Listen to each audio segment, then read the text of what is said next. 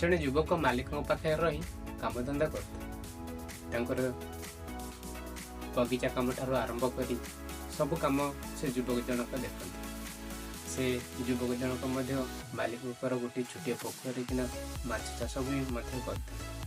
मालिक कही था देख यही पोखरी थी माछ को बहुत भल भाव देखाशुना टी किना कर युवक जनक ठीक भाव कि खाद्य देवा सहित आउ माछ पोखरी को भल भाव देखाशुना कर किंतु किसी कारणवशत किसी माछ किना मरी जाते किंतु युवक जनक बहुत दुख प्रकाश करते दुखरे मालिक आगे किना केमिति किना प्रकाश करेंगे ता बहुत चिंतित रही दिन 2 दिन 4 दिन एमती बहुत दिन गड़ी जाता किंतु मालिक आगे किना कि कहवाई पाखरे शक्ति नथिला। हठात दिने युवक जनक किना निश्चित गले नाई आज जमीती हेले भी जाइए मालिक पाखे ये सत कथा किना कहबे माछ किसी एथुरु किना मरी जाइछु से दिन मालिक जनक बसी था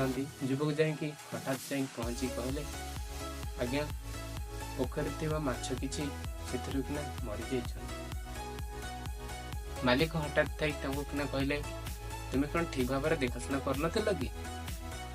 ताले माछ मरले केमती किसी कारण कही युवक जन बुझाई दे हाँ ठीक अच्छे मालिक कहले हाँ ठीक अच्छे आउ जी माछ अच्छी से भलर देखाशुना कर यह शुणी सेठार युवक जनक बहुत खुशी रे किना युवक जनक फेरिबा बाटरे किना आउ 2 जन लोक किना भेटिले से बहुत मालिक पाखे किना जाइए कालीर छुट्टी किपरि कहिबे ताहा 2 जनक मध्य किना वार्तालाप चलता है। से समय युवक जा पहुँचला कौन भाई कर से समय किना कहले मालिक पाखु जाई कालीर किपरि टिके छुट्टी नापाई कि आम चाहूँ किंतु काले मालिक किसी पार्टी करेंगे कि कौन करेंगे से आमको बहुत डर लगे। युवक जन कहले देख भाई तुम्हें तुमर थिबा मनर कथा प्रथमे जाइए मालिक को जाइए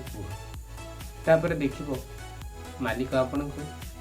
जमीती हेल्ले भी छुट्टी देवे कि किसी भी कहे किसी तो कहे किंतु छुट्टी दिंतु कि न दिंतु तुम भीतर थिबा मनर कथा को तो प्रथमे मालिक पाखे पहुँच एति कही सी सेटर आसते आउ से 2 जन लोक जा मालिक पाखे छुट्टी विषय कह फल मालिक छुट्टी दे देखु दर्शक बंधु मैंने आम साधारण मन भीतर किना बहुत प्रकार जिनस को आम चापी रखुचे अन्य आगे किना किसी कहवाक आम बल पाऊना माने मन भी काले किए सामना लोक आमको किसी किना कहीदेव कि पार्टी कर कि राग हम कि एमती विभिन्न प्रकार चिंता किना करदे किंतु सेटा किना मन किना किसी चिंता करना जदि मन किना किसी कहवाई अन्य चाहूच ना खोलिक कही दियो जाफल कि तुम जब भाव रख बहुत समय रखी रखिका निजक ही भाराक्रांत लगे से मन जदि किसी चाहते अन्य को किसी कहवाई ताहले कही दिंतु देखिए आपको बहुत खुशी लगे।